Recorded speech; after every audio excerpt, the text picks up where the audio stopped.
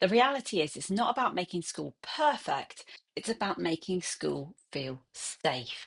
And safety isn't built through activities or rewards, it's built through trust. Let me share 5 strategies that actually work to build trust, even for the more anxious students. Strategy 1, keep your promises religiously. School anxious students are hypervigilant about being let down. If you say, I'll check in with you after break, you absolutely must do it. If you promise they won't be put on the spot in class, honour that completely. Every promise is a deposit in their trust bank. Every broken one, even the teeny tiny ones, feels like proof that adults can't be relied upon. The phrase that builds trust here is, I said I would, so I will, then actually do it. Strategy 2, validate their fear without trying to fix it immediately. When they say, I can't go to PE, I feel sick, don't jump straight to, but you were fine yesterday, or let's try some breathing exercises. Instead, start with, that sounds really difficult, or I can see you're really struggling with this. You're not agreeing that PE is dangerous, you're acknowledging that their fear is real and valid. Here's a helpful phrase. I believe that this feels really hard for you right now. Not it shouldn't feel hard or let's make it easier. Just simply, I believe you. Strategy 3, give them control over small things. Anxious students often feel like school is something that happens to them, not with them. So offer choices where you can.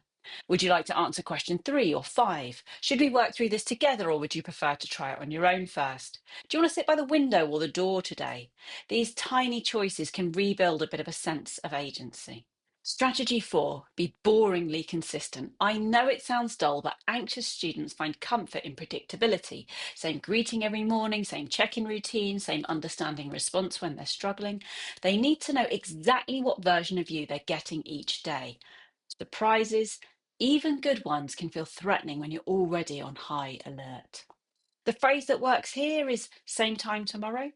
It signals reliability and gives them something to count on. Strategy 5, respect their timeline, not your curriculum timeline. This is the hardest one. This trust, it's not going to be built on your schedule, it's going to be built on theirs. Some students will need weeks just to feel safe walking through the door.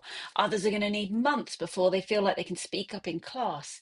You can gently invite progress, but you can't force trust. Here's what does not work: trying to jolly them out of anxiety, saying there's nothing to worry about when they're clearly worried about everything.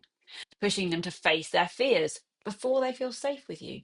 Trust must come first, then courage will follow.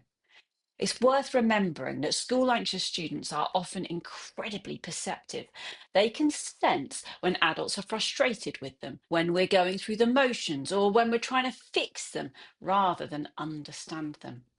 So, authenticity matters more than perfection.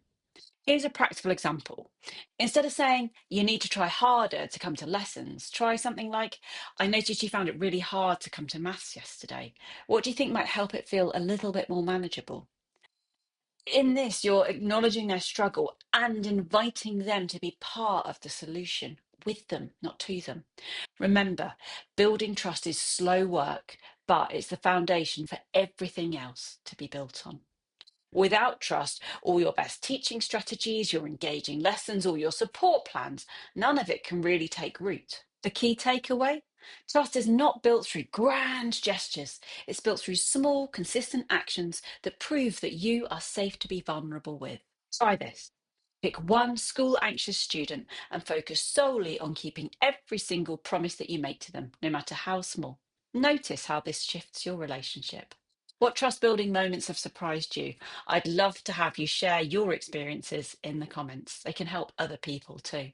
Sometimes we find it's the tiniest gestures that make the biggest difference. Trust grows slowly, but it changes everything.